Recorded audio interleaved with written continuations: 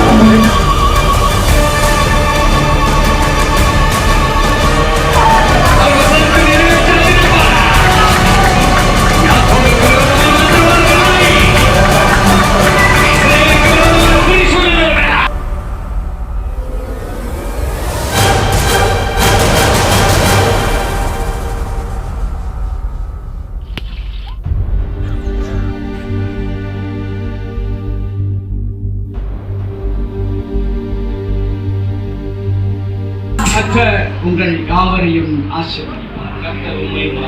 Amen.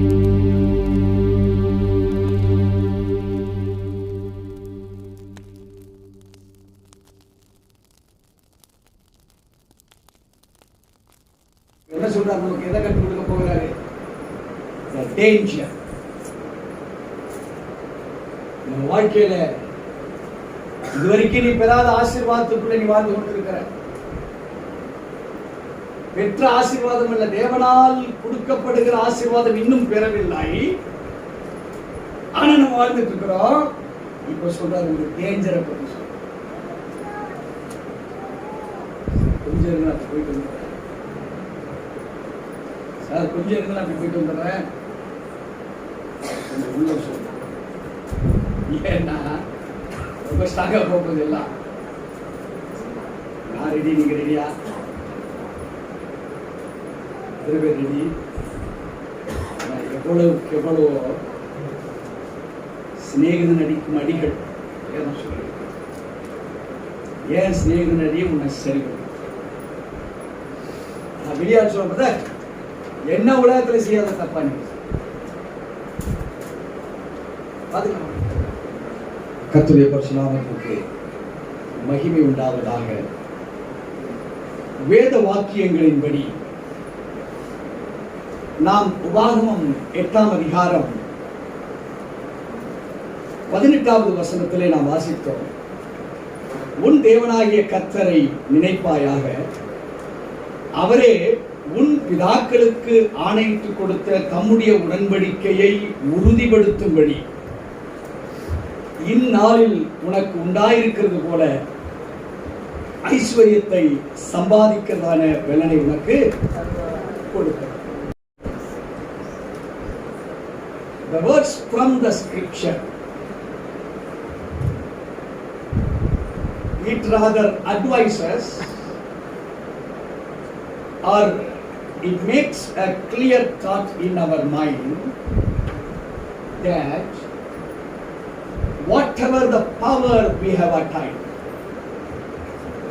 is not because of you, but because of the covenant and the promise made by the Lord with our forefathers. God has supplied. ஆண்டவருடைய கர்த்தருடைய வார்த்தை சொல்லுகிறது, உன் பலன் அல்ல, நம்முடைய முன்னோர்களுக்கு என்று சொல்லுகிற பொழுது ஆதி தகப்பன். இன்னும் அதற்கு தாண்டி போனீங்கன்னா ஆதாமுக்கு சொல்லப்பட்ட வாக்குத்தத்தத்தை காட்டில் இன்னும் அதிகமாய் சொல்ல வேண்டுமானால், it is because of the covenant made by the Lord to his child. அவருடைய பிள்ளையாகிய அவருடைய ரூபத்தின்படி, by the image of his own, அவருடைய சொந்த இமேஜ் உனக்கு கொடுத்திருக்கிறார். சரி, இதை மறந்தா என்ன ப்ராப்ளம்? இந்த தாட் எனக்கு இல்ல, ஒருவேளை இருந்து அதை மறந்து நீ ஒவ்வொரு நாளும் உன் வார்த்தையை என்ன பண்ற, உன்னையே குற்றவாளியாக நம்பர் எழுதிட்டு வருது. நேத்திக்கு நான் சொன்னேன், அதுல ஒரு 4 சொன்னேன். முந்தா நாள் சொன்னது, இன்னைக்கு காலையில சொன்னது, இப்ப இன்னைக்கு சொல்லிக்கிட்டு இருக்கு. இதை நீ சொல்வாயானால் நீ யாராக இருக்கிறனா, அவரே மறந்த ஒரு கிறிஸ்தவனாக வாழ்கிறவனாக இருக்கிறேன். அப்போ மை கண்டினியூவல் ரிமைண்டரை நான் சொல்லியும் நீங்க என்ன நினையாத செய்து கொண்டிருக்கிற காரியம் இருக்குது. It brings generational curses. ஒருவேளை பழைய ஏற்பாட்டினுடைய தோராவில் சொல்லப்பட்ட மோசையினால் கொடுக்கப்பட்ட புஸ்தகம் தான். இந்த 5 புஸ்தகங்கள் சேர்ந்ததுதான் 61 புஸ்தகங்கள் சித்தரிக்கப்பட்டிருக்கிறது. It has been explained with a great inner thoughts. It is called as great command, which becomes as an explanation. அது கமாண்ட் என்பது சின்ன வடிவிலே, எழுத்து வடிவிலே கொடுக்கப்பட்டிருக்கிற 10 கட்டளை தான்.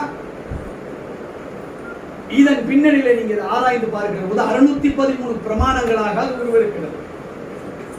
புதிய ஏற்பாட்டில் 1050க்கும் மேற்பட்ட பிரமாணங்கள் புதிய ஏற்பாட்டில் இருக்கு. So you need the root. ஆண்டவர் அத்திமரத்தை பார்த்து சபிக்கிற பொழுது 2வது முறையாக வராரு. தோட்டக்காரன் கொஞ்சம் டைம் கேட்கிறான், ஐயா கொஞ்சம் சபிச்சிடாதீங்க, மரத்தை எடுத்து போட்டு வேண்டாம், நீங்க ஏதோ கொஞ்சம் சுவிசேஷம் பண்ணிட்டு போய் முடிச்சுட்டு வாங்க. இயேசு வருகிற போது இப்ப அந்த மரத்தை சபிக்கிறார். எப்படி? அடி வேரோட சபிக்கிறார். அடி வேர்ல இருந்து அந்த மரம் அருமையான சொல்லுமே. இன்றைக்கு சொல்லப்பட்டிருக்கிற இந்த வேத வசனம், it was not for the past, or it is not only for the present, it will act for the future also. திருடாதே என்று சொல்லி 4000 ஆண்டுகளுக்கு முன்பாக பிரகடனப்படுத்தப்பட்ட வார்த்தை ஒருவேளை தண்ணி ஒருவேளை இன்னும் 10 வருஷத்துக்கு அப்புறம் திருடினா பெரிய குற்றம் இல்லை, அதெல்லாம் உன்னை ஒரு ஃபைன் தான், அப்படி இருக்குமா? சட்டம் திருடு. இப்போ இந்த 5 ஆதகங்கள்ல நமக்கு கொடுக்கப்பட்டிருக்கிற வார்த்தை, it will exist till the end of the mankind. மனிதனுடைய வாழ்வு எவ்வளவு நாட்கள் இருக்கிறதோ அவ்வளவு நாட்களுக்கும் இந்த 5 ஆகமங்கள் செல்லுபடியாகும். Because it is the fuel. அது ஒரு எரிபொருள்.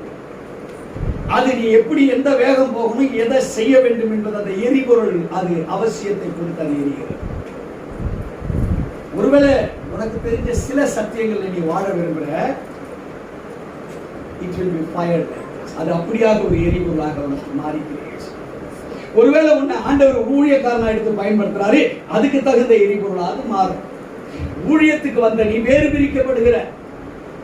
whether a teaching ministry, நான் பிரசங்கியார் இல்ல, myself I have been called to teach. நான் போர்டு இல்லாத பிரசங்கம் பண்ணனா நீங்க கையை தட்டி சிரிச்சுக்கலாம், வேற மாதிரி தான் இருக்க முடியும். அது மாதிரி என்னால பண்ண முடியும். 100 ஊழியக்காரர் கொடுக்குற பிரசங்கம் ஓகே, அதுல 101வதா என்ன லாஸ்ட்ல கூப்பிட்டா நான் இதை தான் டீச் பண்ணுவேன் தவிர கர்த்தர்களை விடுதலை செய்ய பிரீச்சிங் வேணுமா டீச்சிங் போத் ஐயா நியாயமானது. அதுதான் அக்னி அபிஷேகம் ஒரு நாள் மாத்திரம் வச்சு இல்லைன்னா 4 வாரமும் 4 சாட்டர்டே கொண்டாந்துருவாங்க. ஒரு பேர் இருக்க மாட்டாங்க. ஒரு நாளைக்கே தங்குவார். என்ன ஆகுது? அவுந்து மாட்டி சரி பண்ணிக்கிறது. வீட்டுக்கு போறதுக்குள்ள பஸ் பிடிச்சி வீட்டில் போனோட கொண்டாடிக்கிறதோ எங்கேயா போயிட்டு இருந்தாலும் சொல்றேன் சபைக்கு தான். ஏன் மூஞ்செல்லாம் இப்படி அப்படியா வெளியே திரும்பியான தேவச்சனவை if you don't follow the reminder of the law. வாசிக்க கேட்போம் அடுத்த வசனத்தை.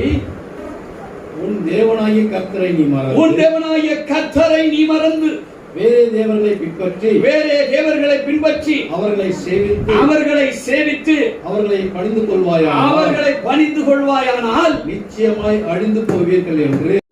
நான் சொல்லணும், என்ன திட்டாதீங்க. திட்டுறதா யார திட்டணும்? நீங்க மோசே கேட்டு அவர் சும்மா இல்லாத, அவர் தான் சீனாய் முடியல மேல வாடான்னு கூப்பிட்டா இவன் போணுமா? எங்க மோசே போணுமா? என்ன சொல்றாரு இந்த வசனம்? நமக்கு என்ன சொல்லுதுங்க? உன் தேவனாகிய கர்த்தரை நீ மறந்து வேறே தேவர்களை பின்பற்றி அவர்களை சேவித்து அவர்களை பணிந்து கொள்வாயானால் நிச்சயமாய் அழிந்து போவீர்கள் என்று. சும்மா சொன்னது என்ன சொல்றது? சந்தேகம் கிடையாது. ஒருவேளை இது தேவையில்லை, அந்த பக்கத்தை கழிச்சு வேணா போட்டுலாங்க எல்லாரும் நம்ம பைபிள்ல இருந்து. எனக்கு கூட பேச்சாராதான்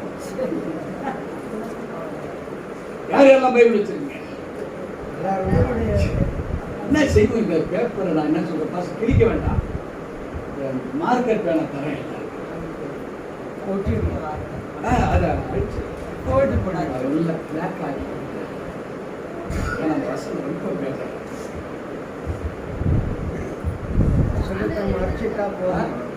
எழுதா இப்படியா போட்டு அருமையான தேவ ஜனமே, நம்மள கண்ணாடி போட்டு காண்பித்து பாருங்க. எத்தனை பேர் மறந்துருக்கோம் ஆண்டவர்? இல்லையே பாஸ்டர், நான் அவர் தான் நினைச்சுக்கிட்டே இருக்கேன். சரியா கொஞ்சம் நல்லா இருக்கணுமே. கடன் இல்லாம இருக்கிறியா? உடம்பு குணமா இருக்கிறியா? பிரச்சனை இல்லாம இருக்கிறியா? வாழ்க்கையில வெற்றி பெற்று இருக்கிறியா? பிரயோஜனமா இருக்கிறியா மற்றவனுக்கு? தேவச்சனமே, ஆதாம் காலத்திலிருந்து போராட்டம் உள்ள ஒரு வாழ்க்கை. இன்று நேற்று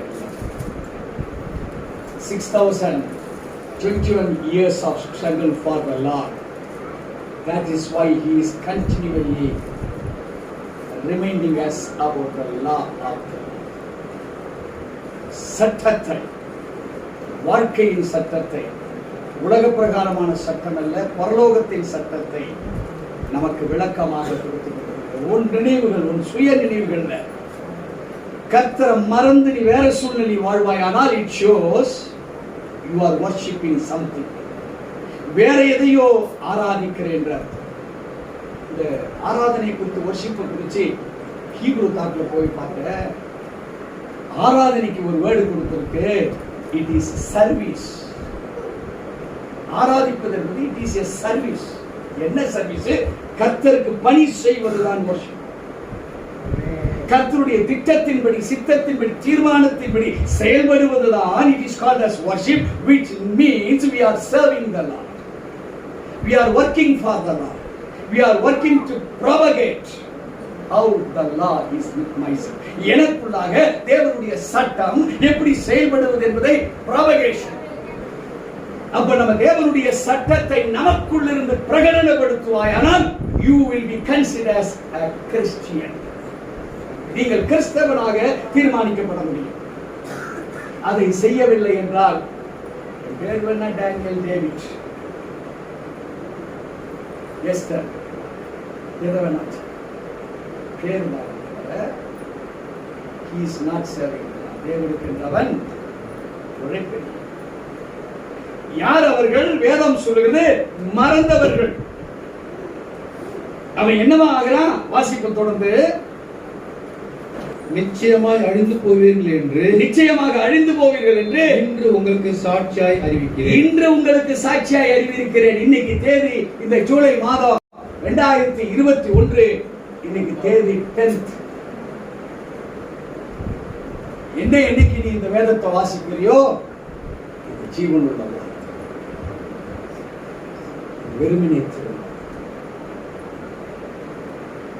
சுயம் சுயம் சுயத்தில் வாழ்கிறவர்களுக்கு என்ன ஆகும்? வாசிப்போம் 20வது வசனத்தை. உன் தேவனாகிய கர்த்தருடைய சத்தத்திற்கு நீங்கள் கீழ்ப்படியாமல் போவதினால் கர்த்தர் உங்களுக்கு முன்பாக அழித்த ஜாதிகளைப் போல நீங்களும் அழிவீர்கள். என் சத்தத்துக்கு கீழ்ப்படியாதவன், என் வரங்களை பெற்றுக் கொள்வதற்காக அழைக்கப்பட்டிருக்கிற நீங்கள் என் சத்தத்தை கேட்கலாம். நான் எதுக்கு உங்களை, எந்த வரத்துக்காக உங்களை அழைத்திருக்கிறனோ அந்த வரத்தை நீங்க முதல்ல பெற்றுக்கொள்ள மாட்டீங்களே. இங்க இருக்கிற எல்லாருக்கும் ஆண்டவர் வரம் கொடுக்கறதுக்கு தான் எல்லாரும் அழைச்சு. இந்த சபைக்கு வந்த அழைப்பை நான் சொல்லல, கிறிஸ்துவுக்குள்ளே வந்த அழைப்பு. உன்னை கொண்டு எதை திராணியாக செயல்படுத்த முடியுமோ அதை செயல்படுத்ததா சிலுவையில கொடுத்த ஜீவனை கொண்டு உன்னை பாவத்திலிருந்து சாபத்திலிருந்து மீட்டெடுத்து God is ready to hand over a gift unto you. ஒரு வரத்தை கொடுத்து உன்னை தேவநாமத்துக்கு சாட்சியாக உன்னை உயர்த்த விரும்புகிறாரு. இப்ப சத்தத்தை கேட்கல, நீ வரத்தை பெற்றுக் கொள்ளல. வேதம் சொல்லுது, இல்லாதவன்றது எடுத்து இருக்கிறவன்ட்ட அவன் கொடுத்த ஒரு டேலண்ட பயன்படுத்தினானா? வேதம் அவர் சொல்றாரு, திரும்பி வந்தவரு, இந்த ஒண்ணு நீ யூஸே பண்ணியா? இல்லைங்க, நீங்க வந்தா பத்திரமா கொடுத்துருங்க. அப்படியா? எடுத்து உபயோகப்படுத்துற இடத்துல அது the missed opportunity will never turn back again. எந்த வாய்ப்பை நீ தவற விட்டாயோ அந்த வாய்ப்பு மீண்டும் உனக்கு அது கொடுக்கப்படாது. கொடுக்கப்படாது என்பது அதோடு விட்டா பரவாயில்ல. வேதம் சொல்லுகிறது, கர்த்தர் உங்களுக்கு முன்பாக அழித்த ஜாதிகளை போல நீங்களும்.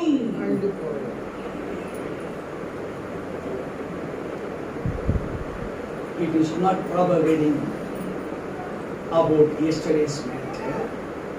It is for the future. வருங்காலங்களை குறித்து நமக்கு தெளிவுபடுத்துகிறார். மகனே, வாழ்க்கை உனக்கே பிரயோஜனப்படலனா மற்றவர்கள் பிரயோஜனப்படுவியா?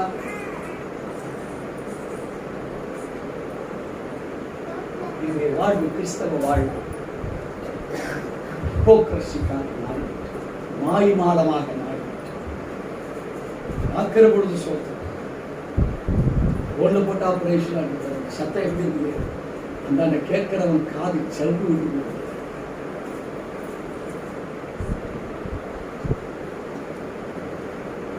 மகிமைக்கு பதிலாக மாய்மாலம் நாங்கள் ஆளுகை செய்கிற வாழ்க்கைக்கு நேராக வருவோம். உபாகம புஸ்தகம் மறுபடியுமாக 6ஆம் அதிகாரம். இங்கே ஆண்டவர் சொல்லுகிறார், coming to the scriptural word from 10 to 12, the danger of disobedience. என்ன சொல்றாரு? நமக்கு எதை கற்றுக் கொடுக்க போகிறாரு? The danger. நம்ம வாழ்க்கையில இதுவரைக்கும் நீ பெறாத ஆசீர்வாதத்துக்குள்ள நீ வாழ்ந்து கொண்டிருக்கிற, பெற்ற ஆசீர்வாதம் அல்ல, தேவனால் கொடுக்கப்படுகிற ஆசீர்வாதம் இன்னும் பெறவில்லை. ஆனா நம்ம வாழ்ந்துட்டு இருக்கிறோம். இப்ப சொல்றாரு, ஒரு டேஞ்சரை பத்தி சொல்ற. கொஞ்சம் இருந்தா போயிட்டு வந்துடுறேன் சார், கொஞ்சம் இருந்தா அப்படி போயிட்டு வந்துடுறேன். உள்ள சொல்ற, ஏன்னா ரொம்ப ஸ்ட்ராங்கா போகுது எல்லாம். நான் ரெடி, நீங்க ரெடியா? ரெடி. எவ்வளவோ சிநேகிதன் அடிக்கும் அடிகள் ஏன் சிநேகிதன் அடி உன்னை சரி பண்ணும். நான் வெளியால் சொல்றத என்ன உலகத்துல செய்யாத தப்பா நீ பாத்துக்கலாம். ஆண்டவர்கிட்ட ஒண்ணு ஒன்றரை கிடையாது. ஒண்ணு காம்பவுண்ட் யூனிட்டியை பத்தி நான் பேசுவேன். எனக்கு நீங்க தெரிஞ்சது வருவனான்னு தெரியல. காம்பவுண்ட் யூனிட்டி ஹீப்ருல எக்கா. நம்மளாம் யாருங்க? வீராதி வீரன். அப்படி பேக்ல இருந்து வரோம். அது ஒரு கிருபை தான், வெளிப்படுத்தல இருந்து வர மாதிரி. ஆதியாமத்தை தொடவே மாட்டோம். ஆதி வேண்டாங்க, வெறுமையும் ஒழுங்கின்மையும் இருளும். 2வது வசனம் என்ன சொல்லுதாதுல? வெறுமையும் ஒழுங்கின்மையும் இருளும். இது 3 இருக்குதுங்களாங்க, 2வது வசனத்துல இருக்குதா? பைபிள்ல எடுத்தவொடனே இதை கொடுத்துருக்காங்க. அது என்னதுக்கு எங்களுக்கு? ஆனா அப்படி வெளிப்படுத்தல வந்தா உன் கண்ணீரை அவர் துடைப்பார். சூப்பரா இருக்கு. வெளிப்படுத்தல் 25 போட்டா இதோ நான் சகலத்தையும் புதிதாக்குவேன். வெளிப்படுத்தல் 3:8 போட்டா உனக்கு கொஞ்சம் பலன் இருந்தோ நீ என்ன மரியாதையாமல் நீ என் மேல இருக்கிறதுனால நான் என்ன செய்யறேன், உனக்கு ஒரு சிறந்த வாசல் இருக்கிறேன். இதெல்லாம் எனக்கு சூப்பரா இருக்கு. அதே நாங்க வேறுமனே ஓடுங்க இரு. அருமையான தேவச்சனமே, உள்ளதின்படி ஆராய்கிற அறிவை நமக்கு. ஆனா நாம எதை எடுக்கிறோம்? எனக்கு ஏற்றபடி. ஆனால் வேதம் ஒரு பொதுவான கருத்தை நமக்கு புலப்படுத்துகிறது என்பதை அறிந்து நாம செயல்படுவோமானால் நம்முடைய வாழ்க்கை இந்த டேஞ்சர் இல்லாம பார்த்துக்கலாம். ஒருத்தருக்கா பாத்தீங்களா? யார் இவன்? இவன் யாருங்க? இவன் டேஞ்சர். இவனை நம்ம மாத்தலாம். எப்போ? இந்த டிஸ்ஓபீடியன்ஸ் காரணம் நம்ம இருந்து எடுக்கணும் வெளியே. வேதம் சொல்லுது இந்த டிஸ்ஓபீடியன்ஸ். அப்படி என்றால் obedience னா கீழ்ப்படிதல். இப்ப கீழ்ப்படியாமை எப்ப வரும்? at the times of prosperity. உன் அழகு பார்த்து ரசிக்கிறல்ல, அப்ப வரும். அது பார்த்து பெலன் பார்க்கறல்ல, சும்மா அப்படி போட்டு ட்ரெஸ் போட்டு எப்படி இருக்கு ஓகே, அப்ப வருது டிஸ்ஓபீடியன்ஸ். அப்படினால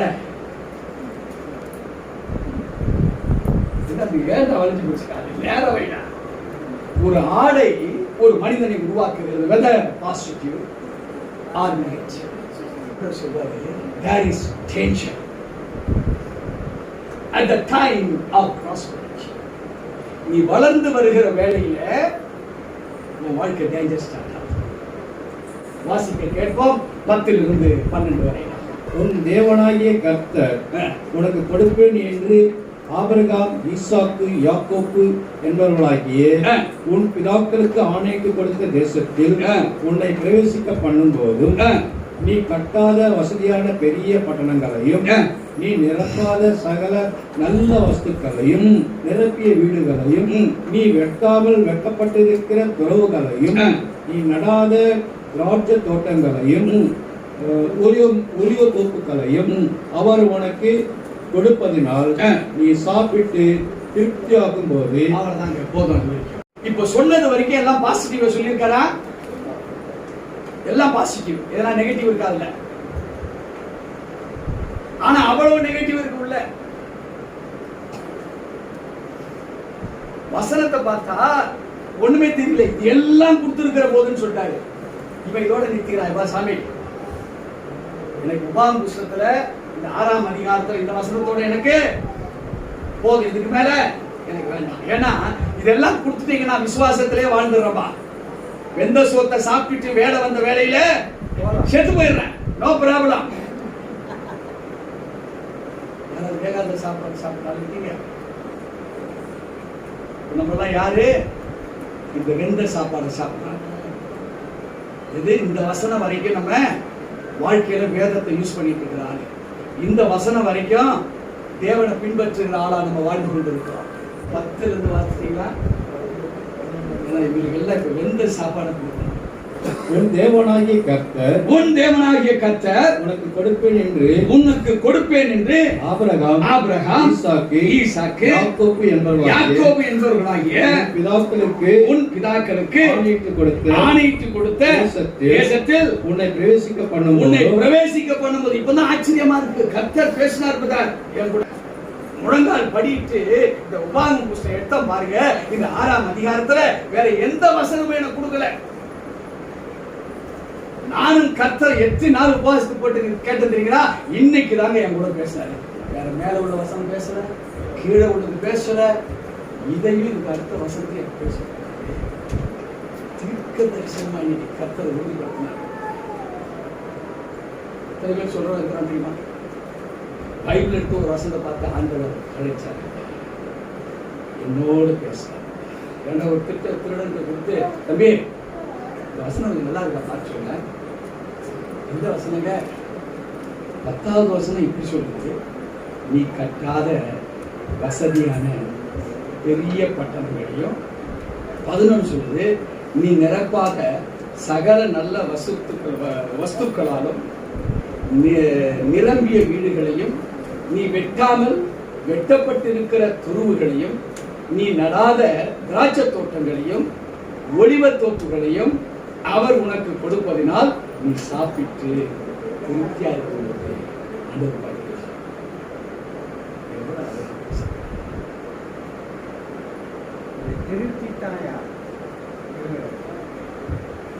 திருப்தி ஆகும் போதுதான் உனக்கு வெளியே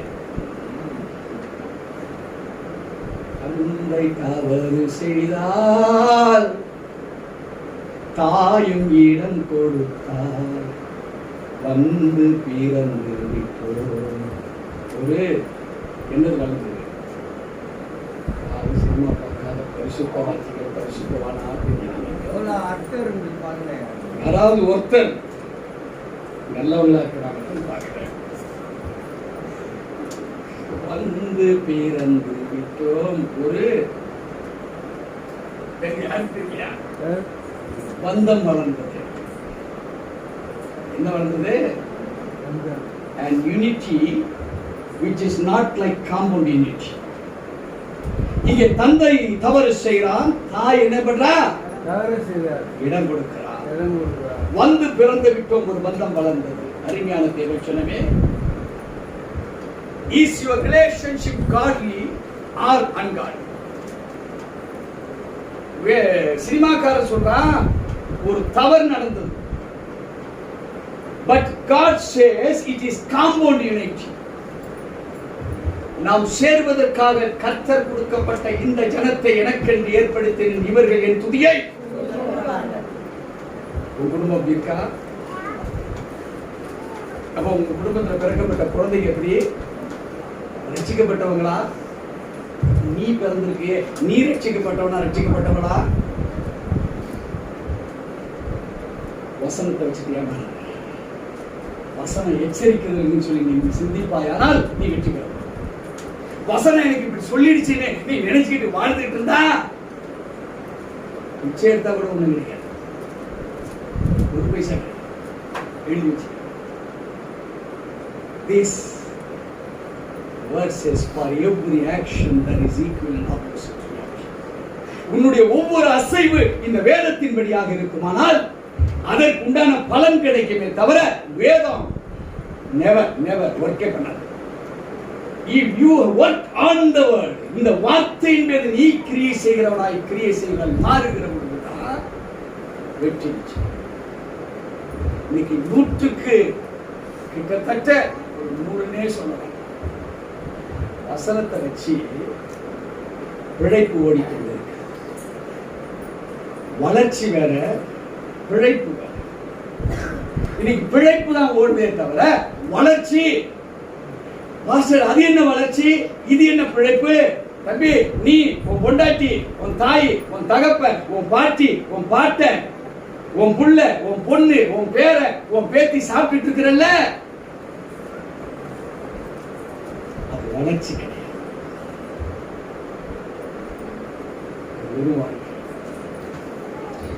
வளர்ச்சி என்றால் என்ன?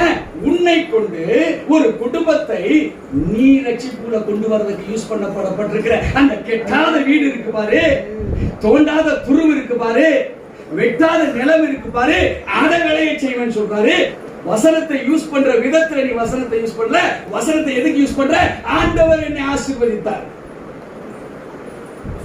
நீ நினைக்கிற வசனம் உன்னை ஆசீர்வதித்தது. பிசாசாகிய மாய்மாலத்தின் ஆவி உன்னை ஆசீர்வதித்துக் கொண்டிருக்குது. அந்த மாய்மாலத்தில் நீ ஆசீர்வாதம் பெற்றது போல நீ வாழுற வாழ்க்கை. It is totally hypocrisy. It is totally a drama before the community and the people. இதுக்கு கீழே எல்லாம் அவுட். ஆனா இங்க polished outward expression before the people and the community. மக்களுக்கு முன்பாக, சமுதாயத்துக்கு முன்பாக ஒரு போலியான ஒரு கிறிஸ்தவ வேஷத்தை. விருத்தி அல்ல, அது வளர்ச்சி. Which will be danger. It shows your disobedience at the time of prosperity you acquired.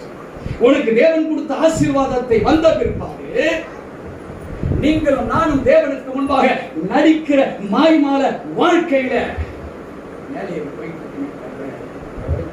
it is not the blessings of the holy heaven, it is not the anointing of the holy of the holiness, it is the anointing of the darkness spirit. இருளின் ராஜ்யம் உன்னை ஆசீர்வாதத்தில் இருப்பது போல உனக்கு முலாம் பூசி உன்னை உயர்த்திட்டு ஏன் ஏமாந்துறாத? நீ ஒன்ன வரைக்கும் சாப்பிட்ட, உன் தாத்தா வரைக்கும் சாப்பிட்ட, உன் பாட்டி வரைக்கும் சாப்பிட்ட, உன் பேர குழந்தைக்கு வரைக்கும் சாப்பிட்ட, அது எதுக்காக உதவிச்சா வெளியே இல்லையே? உன் காட்ஸ் லா ஆஃப் லவ் எங்க போச்சு? ₹1 உன் துரோகிக்கு நீ கொடுத்திருக்கிறியா? உன்னை ஏமாத்தினவனுக்கு கொடுத்திருக்கிறியா? உன்னை திட்டவனுக்கு கொடுத்திருக்கிறியா? உன்னை அடிச்சவனுக்கு நீ கொடுத்திருக்கிறியா? நீ நல்லதை குறிச்சு உன் குடும்பத்துல மாத்திரமே பேசிக் கொண்டிருக்கிறியே, வெளியே ஒரு சமுதாயம் கெட்டு போன சமுதாயம் இருக்குது, அந்த காட்ஸ் லவ் யூஸ் பண்ணியா? நீ கேட்டுக்கொண்ட சத்தியத்தை உள்ள வச்சு பூட்டி இருக்கிற பூட்டப்பட்ட பிரியாணி கொஞ்ச நாளைக்கு வேணா, கொஞ்ச நேரத்துக்கு வேணா ருசியா இருக்கும். காலம் திறந்ததுக்கு அப்புறம் பார்த்தா நாரி போகும். வாழ்க்கையா பூட்டப்பட்டிருக்கிறதுனால வெளியே உன்னை கொடுத்து என்னை கொடுத்து தெரியல. ஆனா ஆண்டவன் ஓபன் பண்ணுகிறது நம்ம ஓபன் பண்ண இதுல எவ்வளவு பண்றா, இதுல எவ்வளவு பண்றா, இவ்வளவு எவ்வளவு பண்றா, எல்லாத்தையும் பார்க்கிறேன். விருத்தி அடைய விரும்புகிறாயா? வளர்ச்சி அடைய விரும்புகிறாயா? Part yours. ஒன்னைய பங்கு பிடி. உன் குடும்பத்துக்கு வளரும். இது வெளியேக்கு, இது ஊழியத்துக்கு, இல்லாதவனுக்கு, அவசியப்பட்டவனுக்கு பிரி. நீயே அமர்ந்து நீ சாப்பிட்டு இருந்தா ஆண்டவர் கேட்க பார மாட்டார். ஆண்டவர் சொல்றாரு, அமர்ந்திருந்த நானே தேவன் என்று நீங்கள் உட்கார்ந்து சிந்திச்சு பார். நீ யார், நான் யார் என்பதை சிந்தித்து பாருங்கள். உன் கொள்கை என்ன, என் கொள்கை என்ன, அந்த அடிப்படை உனக்குள் இருக்கிறதா என்று சிந்தித்து பாருங்கள். நாமெல்லாம் ஆசீர்வாதம் வந்தா கர்த்தர் கொடுத்தாருன்னு வாழ்க்கையில பழகிட்டோம். அதே ஒரு பிரச்சனை வந்தா பிசாசு சோதிக்கிறான்னு பழகிட்டோம். அருமையான தேவ ஜனமே, இந்த டேஞ்சரை தேவன் கொடுப்பாரு. ஏன் கொடுப்பாரு? உன் வித டிசோபீடியன்ஸ். நாமளே டிசோபீடியன்டா இருந்துட்டு பிரச்சனை வந்த உடனே நம்ம என்ன சொல்றோம்? பிசாசு குடும்பத்துல விளையாண்டாங்க. ஆனா வேதம் என்ன சொல்லிச்சு? 8ஆம் அதிகாரத்துல கடைசி வசனத்துல அவரே சொல்றார், நீங்கள் அழித்து no spiritual fact. Come to the reality life with the spiritual fact. உண்மையான வேதத்தின் அடிப்படையிலே உன் வாழ்க்கையை செலுத்த நீ ஆரம்பி. நீ பாவியாக ஸ்பிரிச்சுவலுக்கு இடம் இல்லாம நாம் பரிசுத்தவான் என்று நினைத்துக் கொண்டு நீ செய்வதெல்லாம் குறைபாடா இருந்தா, கெட்டாத வீட்டுல உனக்கு வீடு இல்லை, கெட்ட வீடு அடிச்சு போவையா? தோண்டாத துருவுல தண்ணி இல்ல, தோண்டாத துருவுல பாய்சனஸ் கேஸ் வந்து எட்டி பார்க்கும் போது உள்ளே விழுந்து விஷயத்து. Why? Because at the time of prosperity I don't recognize my God. என்னுடைய வசதி, வாய்ப்பு, சந்தோஷம், சமாதானம் பெருகுகிற வேளையிலே I have forgotten the law of the Lord. தேவனுடைய கமாண்ட், சட்ட திட்டத்தை நான் மறந்தவனாக வாழ்ந்ததனால the danger has accumulated upon us. அது நம்ம மீது குவியலாக மாறிவிட்டது. அருமையான தேவச்சனம், நாம் வேறு பிரிக்கப்பட்டவர்கள்.